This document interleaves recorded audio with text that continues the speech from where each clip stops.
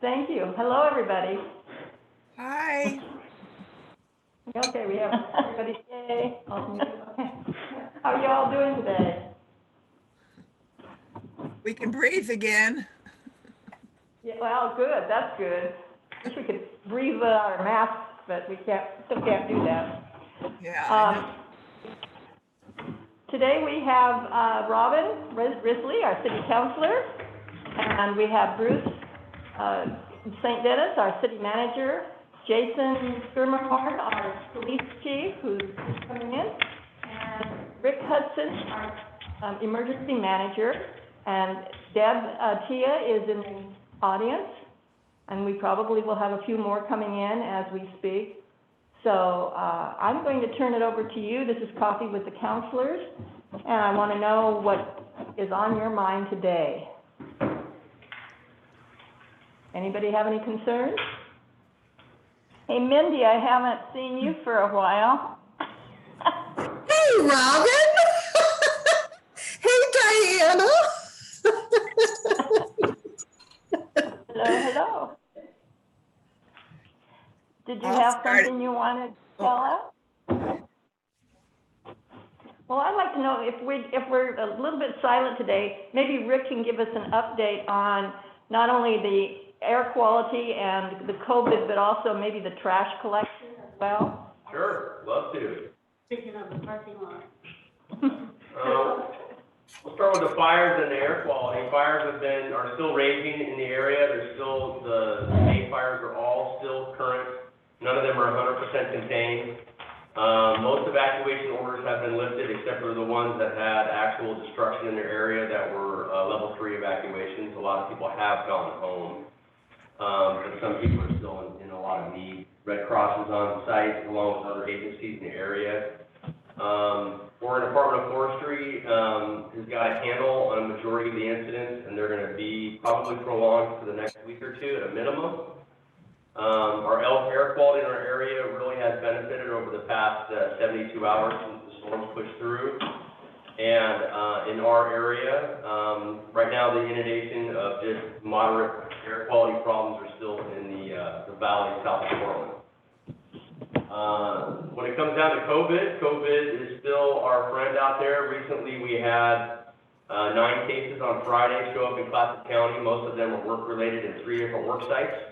All of them are north area cases except for 1 south area case, and they're all convalescing at home right now. The Public Health Department is concerned that they're still having workplace outbreaks in the same areas that they had before, and they're working on fixing that issue right now. There's over 30,000 cases in Oregon right now. Our average case per day has gone down to 211. But there's still only 106 hospitalizations with COVID-19 in the entire state. And those numbers seem to be improving and going down, but it's going to be a lingering challenge for the remainder of the year. On Friday, we had our volunteer public safety event with up to about 40 people showed up. It was a pretty good event for something that was only publicized for about 9 days.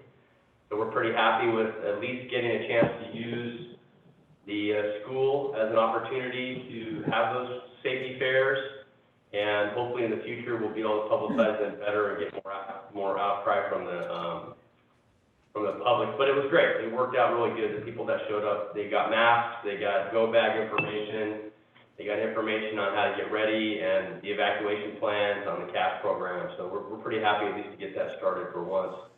Saturday we had a really good turnout, even though it was raining in the Solve.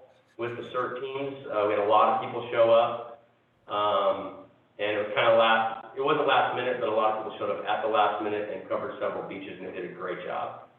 So we're really happy to see those things. Really, we've added 3 extra Solve dates this past 3 weeks, and we were happy to see that it really made an impact on the local area. That's it for me. So is the trash situation, Rick, any better than it was? It's drastically better, and I don't know if it's the amount of cleanups or visitors. I'm not really sure what has made that difference, but I think it's a combination of both things. You'll still find trash issues. I talk to the Public Works team, at least once or twice a week about it. They still find things that are crazy where people just dump out their cars in a parking lot. But that's not really due to the time. They said they've always found situations like that. So I think overall the mass herding of the mass amount of garbage has been at least quelled and picked up, and I'm hoping that it continues like that. Okay, great. And Betsy joined us. Hi, Betsy. Anybody everybody. have any? Well, sorry. Anybody have I was any- just having anything they'd like to some talk technical issues, as they say. about? Technical issues, yes, I Yes. understand that. Yesterday was the most beautiful evening sunset, and I was down on the beach in the presidential streets, or standing in the dunes anyway. And I didn't go back this morning because I went up to Seaside and got my flu shot instead. But boy, somebody appeared to have left an entire takeaway dinner, a lawn chair, bags of marshmallows that were strewn all over the place. And I went to bed last night thinking, I mean, you'd need like probably at least one giant solve bag, if not more. I don't know if that family just maybe had an emergency and had to rush off, and hopefully they came back. But it's just like, really, you could just leave that on the beach? And well, anyway, that was a little disturbing. But the issue that I wanted to bring up today is we currently have a code enforcement officer. Is that correct? Yes. Anyone? Hello? Yes, that's right. Yes. Okay. Yes. And then, so I guess my question is about the sign ordinance and the plastic sign that's been on the front of Morris's Fireside Restaurant that's now McGregor's. I don't know if that conforms to the sign ordinance or not, but it seems to me like it probably might not. It's been up for quite a while now, so I was just had a little concern about that. Betsy, we had, I don't know, it was months ago, but council allowed staff to relax some of the requirements to assist businesses. I don't know if that falls under it, and I don't know if we've approached McGregor's yet, but it's something we'll follow up on. Well, I know, Bruce, I did feel kind of snarky about even saying it because I know the businesses are really struggling, and here's this guy trying to open, really expand a business. And I thought, well, but then I think, well, these just little incremental slippages of our codes and standards that, then later somebody's like, well, we did it all that time, and so why can't we just always do, I don't know, I worry about I worry a little bit about that kind of not going back to a standard that we at one time at least all agreed on was how we want it to be in our city. So thanks, Bruce. And Betsy, yeah, no, sure, Betsy, thanks. But that will happen. What's happening now is under the emergency declaration. And so at some point, council will rescind that. And then, for example, right now, folks can have outdoor dining. That's not something we normally do.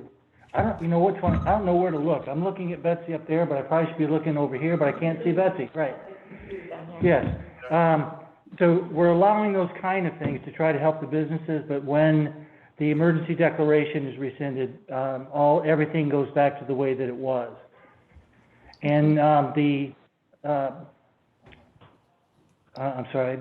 code enforcement officer is very busy with a lot of different issues, short-term rental, a lot of building issues.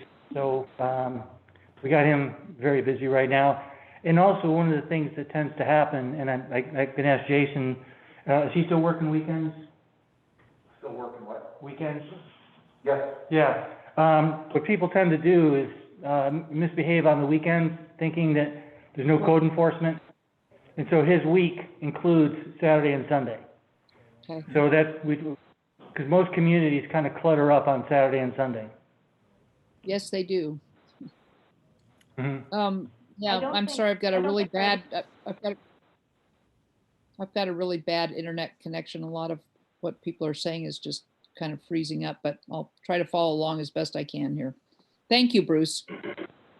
Oh, no, thank you, Betsy.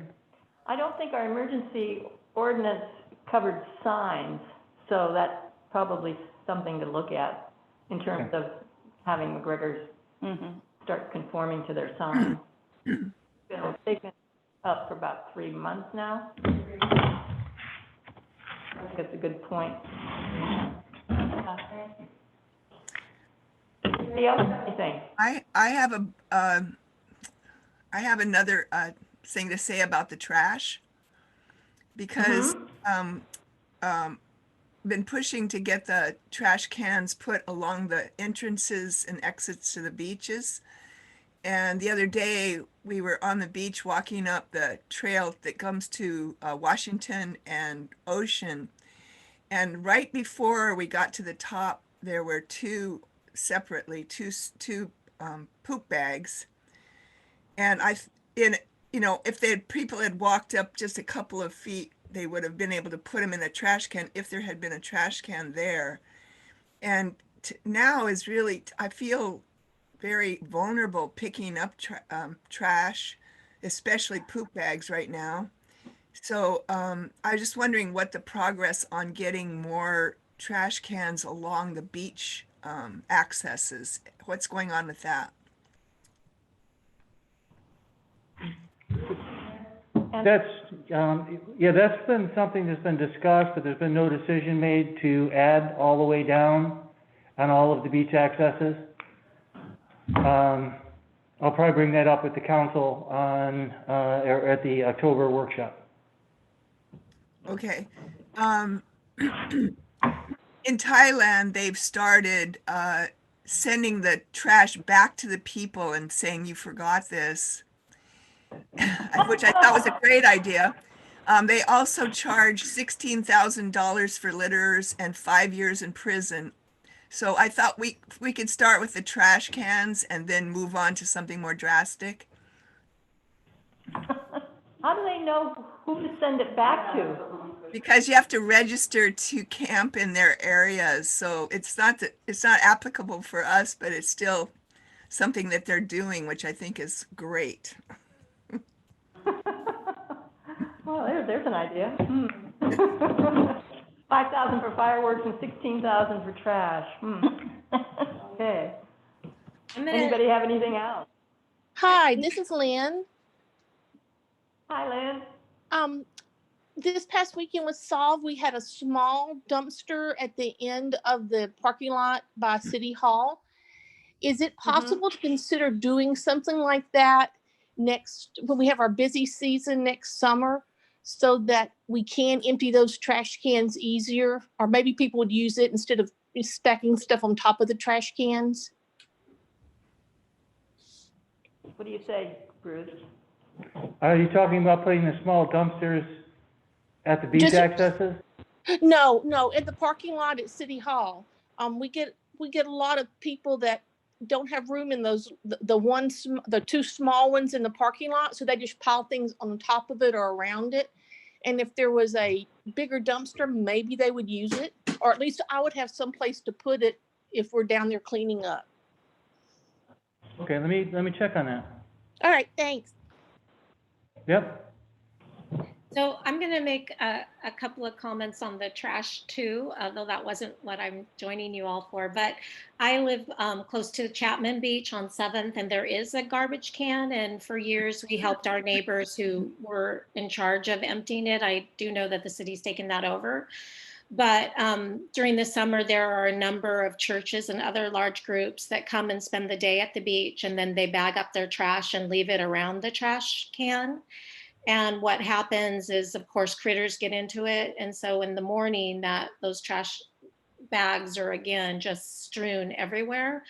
And we did have a conversation with the bus driver about that, and that they needed to take their trash with them, that the little garbage can was more for small things like a poop bag rather than 100 people's picnic for the day. And they were surprised and upset to hear that. And they begrudgingly did take their bags. And we found out later that they just took them to Les Shirley Park. Also, so I think there needs to be some education and some signage around the garbage cans. And I think it's only good to have more of them, but I don't think a lot of people realize how active an area this is for wildlife. As I was walking down Laurel, there was a rental house and they pulled their cans out on garbage pickup day. And they'd also put bagged garbage in front of the cans. And before the garbage people could come, animals, of course, in the night had gotten into that. And again, it was strewn everywhere. And the gentleman was kindly picking it up. And he just said, I just didn't realize, and he was apologizing to me. So I think that people who come here just don't have that awareness that there are animals, especially now when the elk are, coming down, that there are animals and they're going to get into the trash. And the trash here is a little bit different than in the city. And they also don't realize, coming from Portland or other big cities, that this little town doesn't have the capacity to absorb the trash from multiple large people events, So I think maybe there's a chance for some education there. Is it the same church group or bus driver on the weekend? Or is it a different? I believe it is. There's a group out of Gresham that has come several times to use Chapman Beach. They bring down picnic tables and a lot of volleyball, and spend the whole day there. It looks like it's a youth group, which is, that's what the beach is for. It's wonderful, but we just can't and shouldn't absorb all the trash from that. And that's where the hiccup is, Yeah, it'd be nice to be able to contact them directly and just thank them for picking it up at the beach, but keep on driving. Keep going. Stop it less early. Yeah. So what I wanted to talk to you guys about, and I know Bruce knows all about this, but I don't know if how much the council is aware of this, but we have a good opportunity with our neighbors at Breakers Point and our neighbors around Ecola Creek Estuary to collaborate on working on this, ongoing erosion. I think the last time that council was involved in this was when you were at your work session and you were considering Breakers Point's sheet pile application appeal, and specifically if you were going to allow the de novo request of their lawyer, which you guys denied. And during that conversation, Councilor Benefield said that he really wished that rather than continuously putting forward these applications and having this a grievous discussion and back and forth, that we could all come together and work on a solution.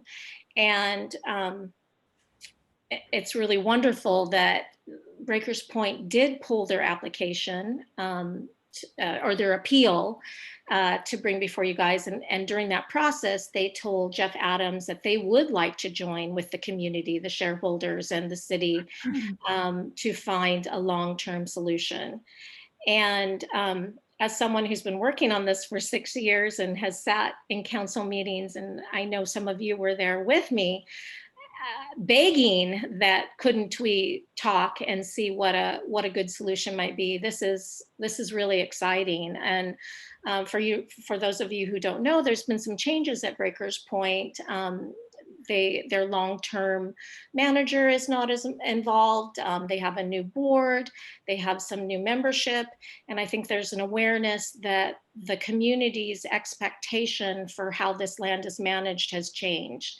And so I see this as a very important opportunity. And I think we all need to do all that we can to bring people to the table and to find the solution. And I don't pretend to know what that solution is. The idea of a cobble berm has come up.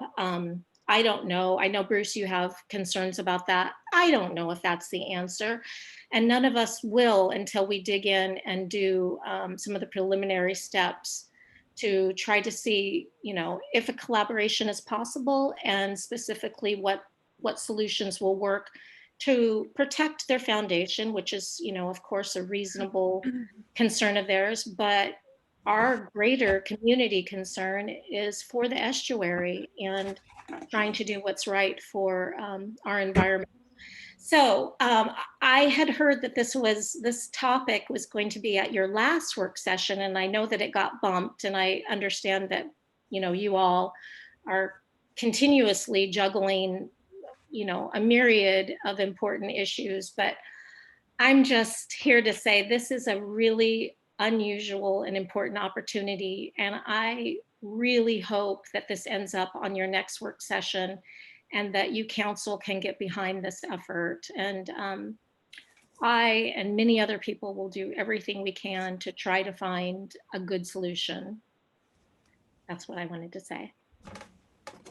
Yeah, I appreciate that because I've always thought pursuing the cobble berm would be a great way to try and have that. It seems though that cobble berms, there aren't that many companies that have an expertise in it. And I understand there's a Canadian engineering firm that has done a lot of that work. Are you familiar with that? I am. I've had conversations with Denise Loffman of Crest, and I know that a couple of years ago she had a very preliminary discussion with them. This engineering firm was referred to her by Dr. Allen, who did the Dogami report. He's familiar with their work and thought that they were perhaps the only engineering firm that was appropriate to take on this complex situation. Again, I don't think that there's been an exhaustive search and that we know they're the only ones, but they have been successful here in Oregon, up in BC and in Washington. So it's certainly a place to start a conversation if that's what everyone decides is, the best way. Thank you. I'm eager to pursue that. Yeah, I think it's a good idea. That's something that the council should discuss. And I like the idea of a kind of a community collaboration on this because this problem is not going to go away. It's only going to get worse. And we need to come up with some kind of, at least an update on what's being done, what the city is doing, and then try to include everybody that is affected by it. But we definitely need to look at it. Yeah. Yeah, thank you. And I know Denise has talked to some of the neighbors opposite Breakers Point, and they're very concerned and, want to be a part of this process. Surfrider is also wanting to be a part of it. They're reaching out to their network of engineers to try to see if there's someone who has this sort of expertise and also would be willing to do some pro bono work, maybe up front, just to get kind of a scope going for us. Orca is also involved. I know that Cameron LaFollette has had some contact with this engineering firm and was encouraged that it was a place to start. Denise has also said that there are FEMA grants. Of course, those are going to be, everyone's going to be trying to gobble those up, but there is some money to go after for this project. Obviously, Breakers Point would need to invest, and there's also the possibility of doing some community fundraising. That's not beyond the realm of possibility. And like I said, we're in early stages. We don't know, but we do know that we're one or two bad storms away from their foundation being in jeopardy. And at that point, we will need to make some decisions to protect that structure. And quick decisions are not good decisions for the environment. And so I know it seems like this has been going on forever and we can just kind of get to it when we can get to it. But, we know the wildfires have just showed us things are happening more drastically and more often. And at least let's start building that community so that even if we're in an emergency situation, we're in a better place to work together and do the best that we can. It's wonderful to hear the collaboration of these groups because it's a unique situation. And I appreciate that we've got so many different areas that will work together. Bruce, do you know what the update is on that? And what I know Jeff has worked on it. Do you know what the status is right now? All I'm aware of, excuse me, is that there's discussion about a berm. And, that's all I know, other than this is a extremely complex problem. And it's not something that's happening just in front of this one property, because if we do something in front of this property, it's gonna affect every property up and down. And so it's going to be, very complicated to try to solve. And, I'm not sure that the cobble berm is the answer. But we will go ahead and pull it together, we'll, have a discussion at the workshop, and, we can move forward from there. That would be in October? Yes. And honestly, I have to check the agenda. I recall the agenda. We can also have a special meeting if council wishes. I think we should get going on it. Yeah, as she says, it's another storms, and the storm by the time is coming, so. Yeah, January, February are notorious for this being an issue. Anything else? Anybody else have any questions or concerns? Yes, I do. I have a concern, and I guess I'm a little confused too, about recreational bonfires in people's backyards. So I live next door, I'm on Laurel, and I live next door to a home that's currently being used as a rental, and it's basically being managed by the owner. And for the last kind of 6 weeks, there have been bonfires in their backyard, and I also have a backyard bonfire pit. We back onto a green belt. And so I was concerned, and I looked at the burning permit, and the burning permit says there needs to be a recreational backyard permit. But when I talked this weekend to Cannon Beach Police, and I don't know her name, but she was great with me on Saturday night when we called. And she said it had to be a certain diameter before you got a permit. But when I'm looking at the permit, it says there recreational backyard permit. So I'm a little confused about that. And I had a great neighbor, and she called the owner, and we got it shut out. But especially with all the fires right now. So maybe if there could be some clarification on that. Jason, do you know? I do know something. Do you know? It's a gray area because the fire department's not wanting to do the permits, and it's actually their jurisdiction, to enforce them. We still have the books and give out permits. The last I had heard that, I think 3x3, or something for the recreational burn permit, but it's only one permit that they give. There's not two separate ones. And I know that beach fires are banned still, but the backyard burns have been authorized. Say that again, backyard fires what? Okay. Okay. Yeah. But I don't know the hours for, I know in Seaside it's 10 a.m. to, or it's between 8 and 10 a.m., but I don't know what Cannon Beaches are. I can find out from Multech, the fire chief. That's surprising. I'm surprised that backyard fires are okay. Yeah, right now. Yeah, you'd think that if beach fires were not okay, that ones especially with the green belt behind would be not acceptable. Yeah, I heard somebody else say that their neighbor had had a backyard fire, and I said, well, I don't think that's legal right now.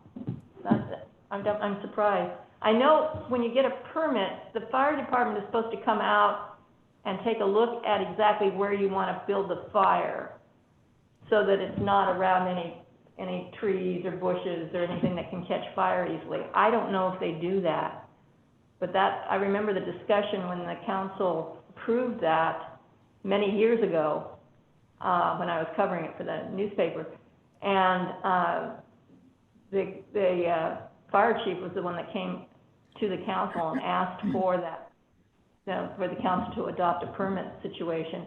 And they said they would go out and inspect the location of the fire in the backyard. I don't know if they're doing that now or not.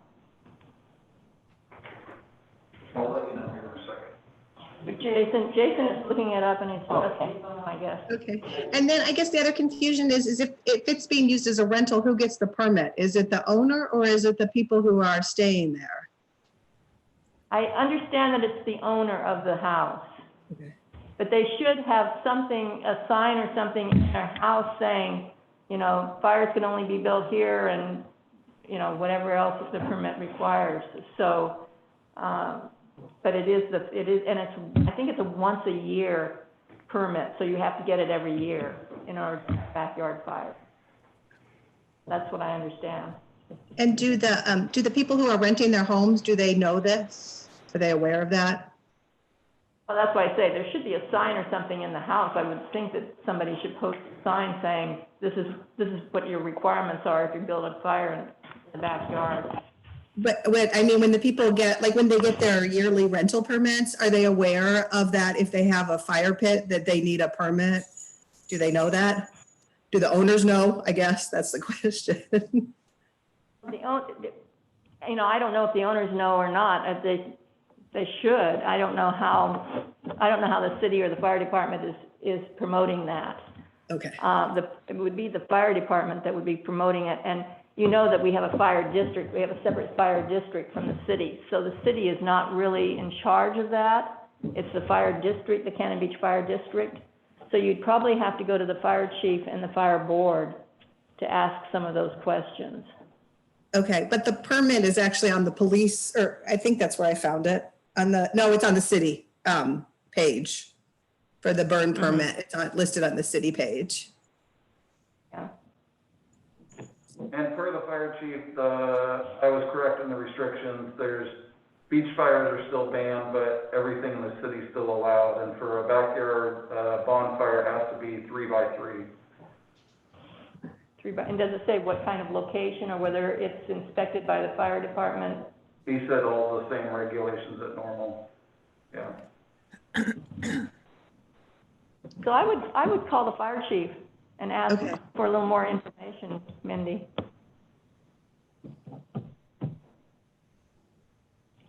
Thank I'm you. still surprised that backyard fires are allowed.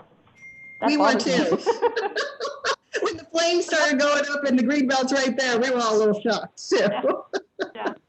We're a little wetter now than we were last week, but boy, that's not good. All right, anything else? I have a question. I live on the corner of 7th and Laurel, and it gets a lot of traffic, people heading to Chapman Beach, especially surfers like to come and just see what the waves are and head back. And there's kind of a blind corner. My neighbor across the way has beautiful trees that are draped all the way down to the ground.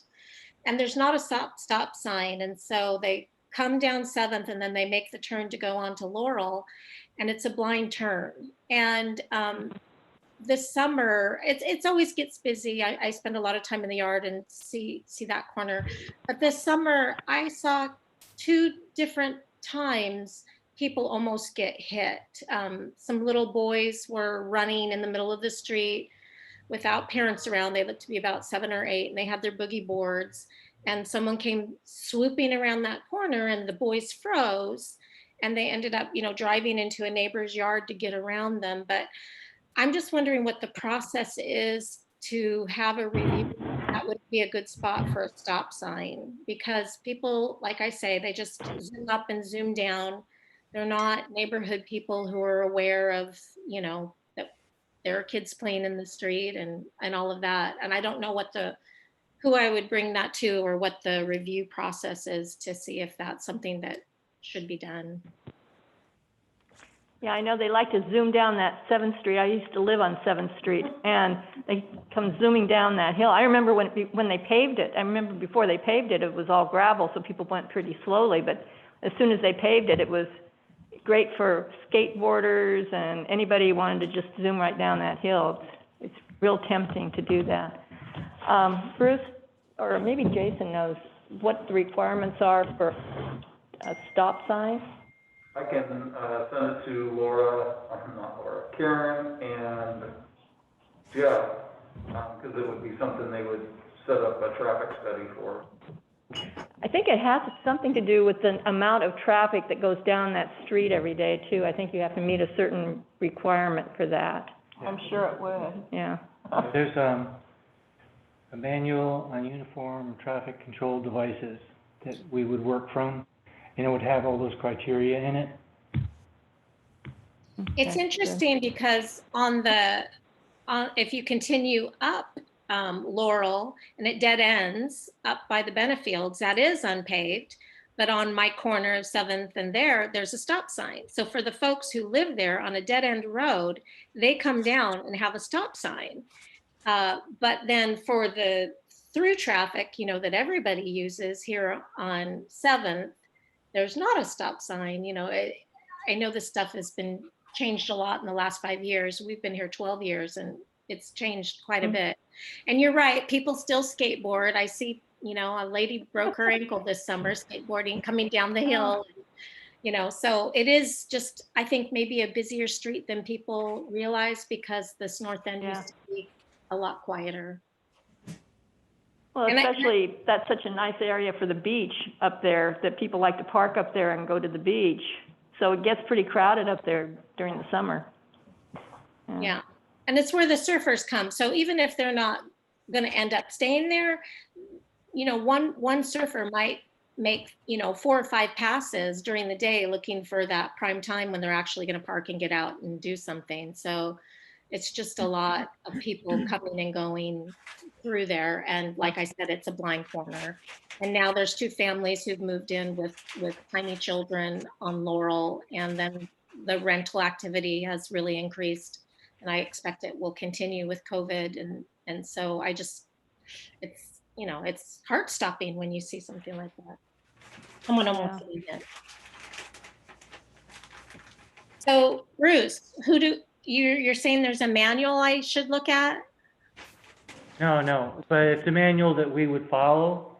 Yeah. And trying to think from a process standpoint, I think you should ask the council and let the council give us direction, because there's going to be a cost associated with doing the traffic study and all those things. And so I think that should be a council decision and not just based on every request we accommodate. No, I understand that. I knew there was certainly a process, and I don't know that it's the right answer. I just think, hey, it's getting busier, and how do we have this looked at? And, I don't know. I know in Portland, sometimes they'll have neighbors sit and do the clicking. So you'll sign up for a shift during the day and you sit and do the clicking. And of course, it's going to be really all over the board, winter and summer on this corner. So it may be a really long-term process. I don't know. I just wondered how to start the conversation. I think starting the conversation is to send an email to council and ask them to authorize a study in that location. Could that be part of the transportation safety program that Jeff is working on right now? It can. I mean, we're adding a lot of items on, but yes, that is something. And what might happen is if we get, several requests, we'll go ahead and make that part of the scope. Okay, that's a good idea. Get your neighbors to send letters too. Okay. You really want them? You sure? I'm teasing. I know you guys get a lot of email. Yeah. No, but also this is a lady that can generate emails.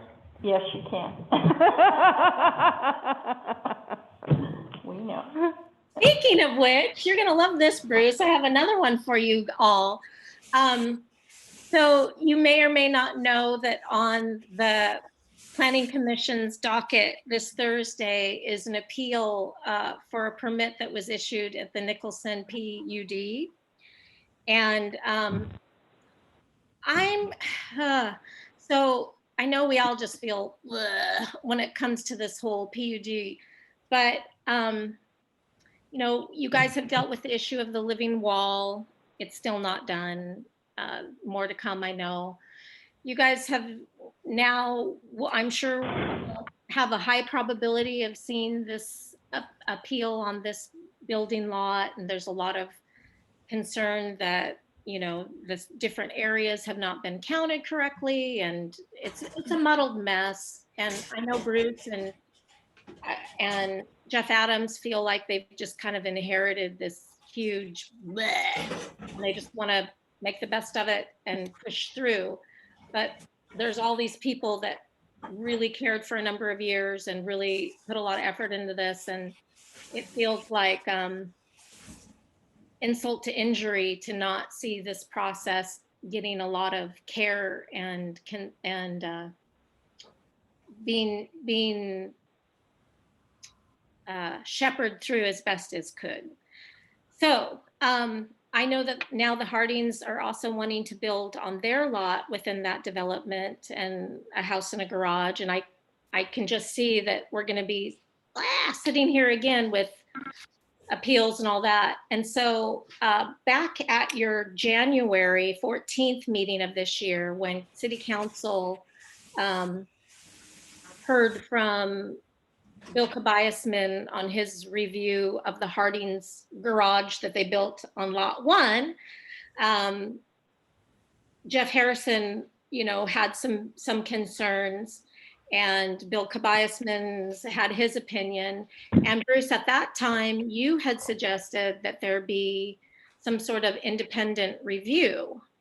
And so I'm wondering whatever happened with that suggestion, and if that isn't a good way forward so that we don't have, the next year more city time and effort and people aggrieved. If there isn't some way, I know that you, Bruce, and Jeff weren't involved in this process and don't have the time to go back and dig through boxes and try to recreate this and get your arms around it. Is there, again, I guess I'm saying the same thing as I'm saying with Ecola Creek. Is there an opportunity to have a thorough review and some sort of community engagement on how this should go forward, rather than just constantly ending up in these appeals and possibly lawsuits, which I know you hear all the time, and I'm not trying to scare you. I'm not,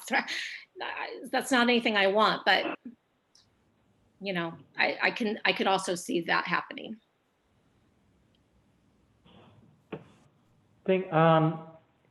I don't doubt that I said it, but I don't remember saying anything about an independent review or what that context would be.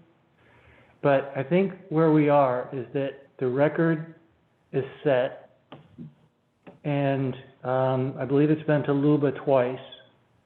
Right. And so it has been decided. So, for example, when we're talking about the review that's coming up of the building permit, I think that some people want to see a review of the entire approval process, but the only thing that is subject to review are the elements of the building permit. And so that would be, setbacks, lot coverage, those sorts of things. It's the, whether folks agree that the lot is appropriate or not, that's done. So we're not going to revisit the whole process. We did have a meeting with the council and in recognizing all the problems with this process.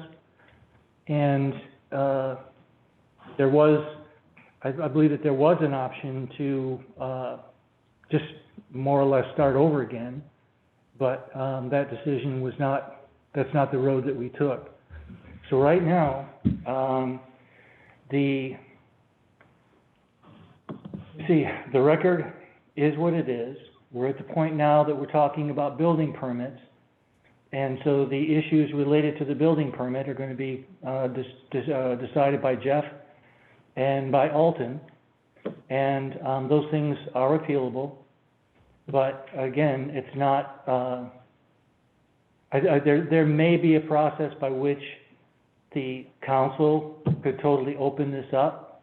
But I think it's a long ways down the road that the lots are already sold, houses are being built. I don't know if we can re-adjudicate the whole approval process. And I appreciate, I'm not suggesting that you go back, and I do understand that this went to LUBA twice and was decided.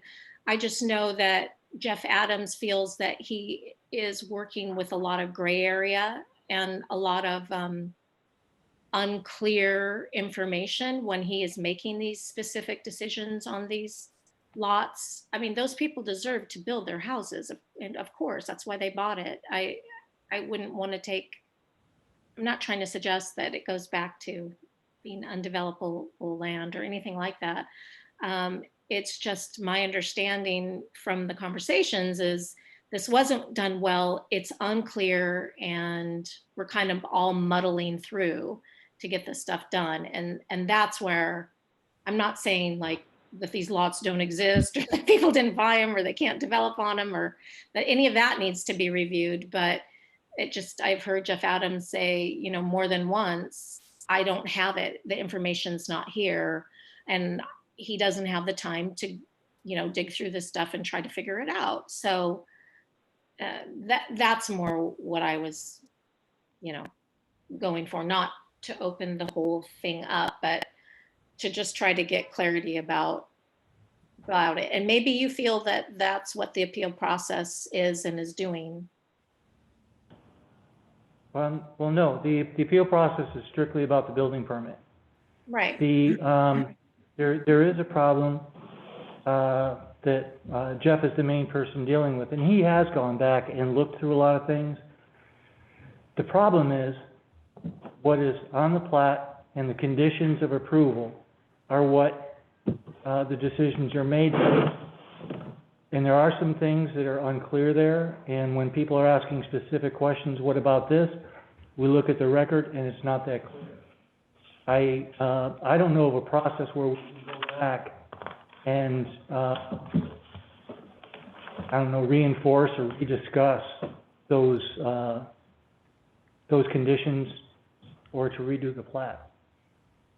Okay. I mean, I wish that it was more clear, and I wish that the things that had been promised verbally were put in the conditions, but they're not there, so they're not enforceable. Okay. Thanks. Sorry. No. Just wanted to hear. I think each lot has been sold, right? It's already been sold to individual property owners? Yes, Nicholson Correct. is no longer involved, he sold. Yeah. So each lot then would have to be judged, or the request for each lot would have to be judged on that particular lot. It can't be judged, I guess, except for the conditions that they put on the entire PUD. Right. I think that's what's unclear is exactly, you know, what do those conditions actually mean? Well, the conundrum for me is that they have not established who is in the homeowners association. Right now, it's kind of, no one's in charge, right? Well, there isn't, I think they were just in this process of creating a homeowners association. Yeah, well, the rule is that once a certain percentage of the property is sold, that they should start having a president of the association, and none of that has taken place. And I think personally that the city should be more on top of that. On the creation of the homeowners association. And Jeff has had. Gives us a good reason not to do anything because there's no one to talk to. Yeah, I don't know what the status is of the homeowners association. Do you know, Bruce? Yeah, they were in the project, Jeff has talked to them, they were in the process of setting up the association. Part of the reason for the association was to be able to deal with the living wall.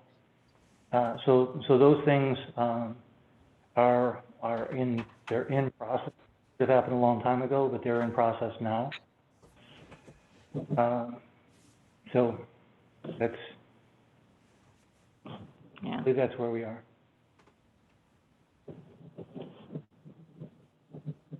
Is there a timeline on this process, or is it just always sort of everything's in process? If you go to the state, they have a timeline, and it should be when a certain number of people have purchased the property. And then it kicks in to that situation where they create their HOA. It should have happened. Actually, it should have happened even before that, Robin, because it was a condition of approval. It wasn't a, whenever the state says you have to, it was a, you will put up a, an association. So we're pushing on that now. Because you're right, there is nobody to deal with now. So there are no consequences for not following through on setting that up in a timely fashion? The city should create a deadline so that we, can hold them to that. Right? But I don't know what the consequences would be. I mean, you could charge money, but who do you charge money to? I mean, if they're in the process of doing it now. They could not be allowed to build until they have their HOA in place. Mm-hmm. I mean, that's the teeth I think we should see. And that's what And I'm not, Councilor we'd have to talk to Benefield Bill. said too, you know. Yeah. right now, again, we can, the council direction, we can get more aggressive, but working at the staff level, they are cooperating, they are putting together the association. We can put a deadline on it. I don't know what the benefit is to that. But they're going ahead and building anyway, or going ahead and doing whatever they want to without any accountability. Well, no,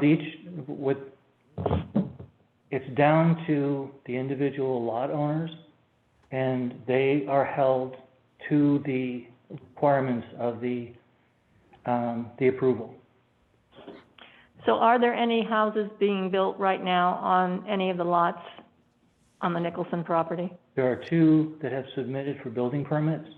They're in review. Nothing is under construction at this time. Okay, so until a homeowners association is established, they can't build, is that right? I don't believe that's the case. Okay, so maybe that's something that the council should look at. Or I don't know if the council See, I don't- can do that. Yeah, and I'm not sure what the nexus is for an individual to build on their lot and to have the association, but like I said, they're moving forward with the association. So maybe we should look into that to see which comes first, the association or the construction? We can. It's my understanding that the Hardings are very close to getting their approval for their house and garage, and Mr. Najimi is, you know, has gotten an approval, and that's what's being appealed. But, you know, just like we saw with the Hardings, just working from the little bit of information that Jeff has looking at the plat, the Hardings garage on lot 1, we can see that bad decisions can be made. And, you know, you guys, the city had to backpedal, and the Hardings worked with you to try to bring it as best into compliance, and it still isn't. And so it's my hope that, you know, this process, like I said, can be shepherded and given the extra attention that it needs to be done halfway decently. You know, that's ultimately how you do that, Bruce, you know best. I'm not saying that they don't have a right to build, or that you know, they did lose at Luba. That's clear.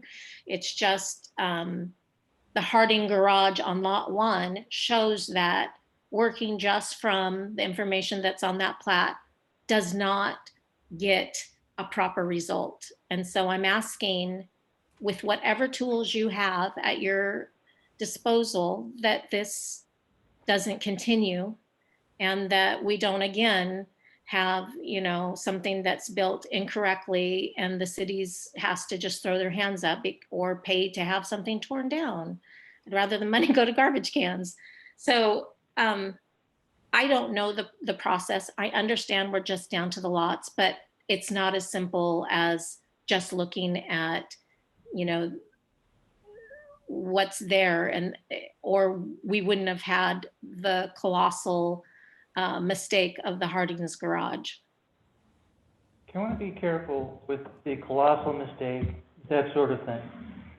That was reviewed, our attorney is reviewed by Jeff, who's a professional in that, based on the record. It might not have been what people thought was going to happen, or what they wanted to happen, but that's the problem with dealing with a record that is not reflective of the discussion that occurred at the time. Because people are operating from, you know, what somebody said or whatever. That is, that was reviewed and that was allowed in that situation. That's part of the problem, that you don't have a good record. So it's not a Understood. colossal mistake. Yeah, but it's Understood. not, but I want to make sure, but there was not a mistake made. We went through that, it was reviewed by several parties. So it's not what people thought was going to happen, but that's the result of a poor record. And if we can't make decisions, if something is allowed by the record, we can't make decisions and say, no, that's not what we meant. So I want to be careful that with this idea that there was a mistake and all those things. There was construction, they did go beyond what was allowed within the structure. And when we became aware, we were doing inspections, those sorts of things, they brought it into compliance. So, yeah, there was. Absolutely. Yeah, but that was, When I say that colossal would happen every mistake, time. when I say colossal mistake, I also assume from the Harding's standpoint, I mean, they had planned to have living space. They had bought, you know, expensive windows and all the rest of it. So what they were initially permitted for later was revealed not to be allowed. So, you know, that's what I'm saying. And Jeff Adams told me, I looked at the plat and I went with the information I had. And it led to him to have made a mistake, which the city did their best to correct. So that's what I'm saying. I'm not saying that, you know, I mean, I think everyone would agree that if you're planning to put an ADU on your garage and you've bought materials and you're full on in construction, and then the city has to tell you no, you know, that's a mistake. That's a mistake. And I understand that you guys are working with a crummy record, and that's how that happened. So I'm just saying, what can we do so that it doesn't happen again for the Hardings or for the Najimis or for the neighbors? Nobody, you know, I've built things. It's crummy when you get that stuff as you're in process. That's all. And again, Yeah, well, I know this is a tiny little thing of all that you guys are dealing with. And maybe your feeling is it's best to just let this go through this, you know, appeals process. And if that's what you feel is best, I'll respect that. But I'm just saying to you, is there a way to have some extra consideration so that we don't continue to have these issues? and I guess I don't understand what you're talking about as far as extra consideration. Can you explain that, what you would be looking for in the process? Well, I can't say specifically because, you know, I have no expertise here, but I know that Jeff feels that he doesn't have the time to go back and review all this and get all the information together, and that's what led to the Harding, you know, him having to, then he found the information and had to go to them. So specifically what that looks like, I don't know. I mean, I think you would know. I think Jeff would know. And maybe that's something that you need the council to direct you guys on. But I don't pretend to know any of this well enough to waste, you know, your time with my ideas on that. I just know that this is going to continue is what I'm afraid of. And it's unfortunate. Okay.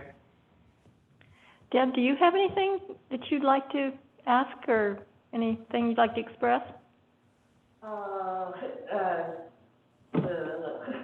guess I'm kind of like this is the first day I've been out, so, I'm kind of fragile. Mm-hmm. So, I'm really sorry to I don't hear, know how fragile I am, I guess. I'm sorry to hear about your Yeah, cousin. so I'm just got an email from KGW asking me what happened to his body, so anyway, I'm dealing with that right now, so I don't know.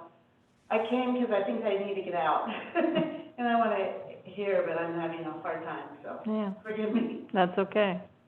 So Yeah, totally understandable. Doesn't know it's the loss of George. Yeah. Excuse me, but for those of us who are on the Zoom meeting, when you say something to someone named Deb and we don't see the audience, I have no idea who's talking or to whom you're speaking. I think I introduced her before you joined us, Betsy. Oh, Debatia is here. Oh, hi, Yeah, Deb. Sorry. Debatia is here. Hi. So what we're dealing with is, we heard on the news that a relative on Saturday night was found, and yet the authorities had not called us. They found remnants of a piece of the heel on Thursday, and we're not able to identify it as is really his body because it was so badly burned.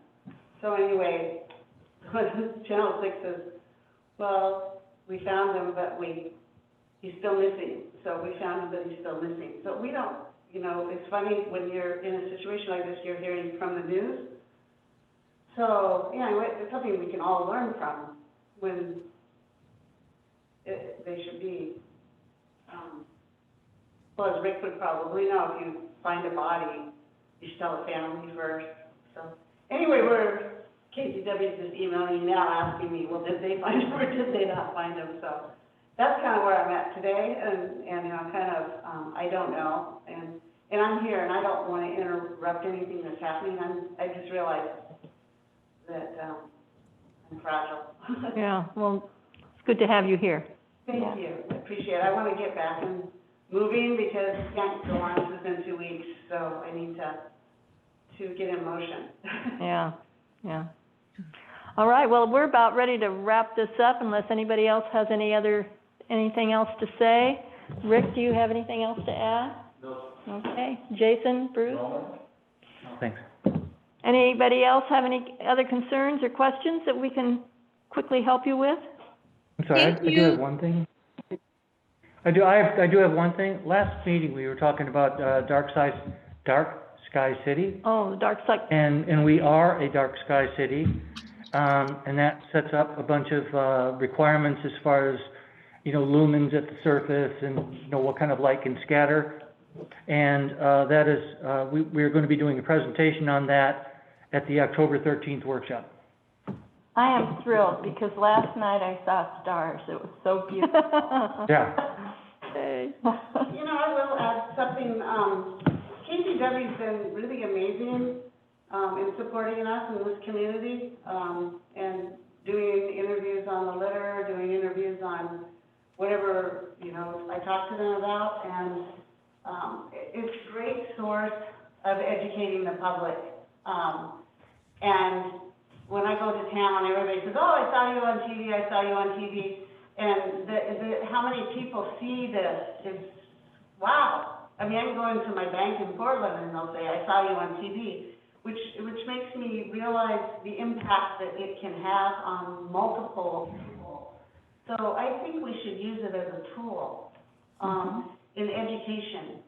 And so when we deal with the fireworks issue, when we deal with the litter issues are taking place all over Oregon right now. It's not just Cannon Beach.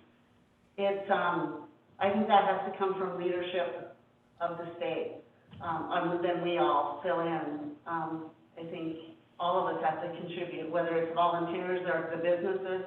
I think the businesses, maybe if they can come in front of their hotels and clean their areas, that would help too. Send one of the housekeeping people out to clean it up really quick or whatever. And we all contribute, everybody contributes. And, but I'm frightened by all the garbage I see when I walk in the parking lot. There's like all the garbage. Did you see somebody in the parking lot out here? Or just along the road? And it's for somebody who's lived here all their life and start to see these type of changes eroding the state, it's sad to me. Yeah. So I don't want to see that. So we do have to come up with a solution for the litter thing. And I'll write up solutions, and as much as I can. But we do have to deal with it. We have to educate the public. And KGW is totally on board with helping us. Good. So, and my loyalty really is just to KGW. I don't really call other stations. I'm very connected with them. I do a lot of work with them. So, you know, I would like to, use that as an educational situation for us.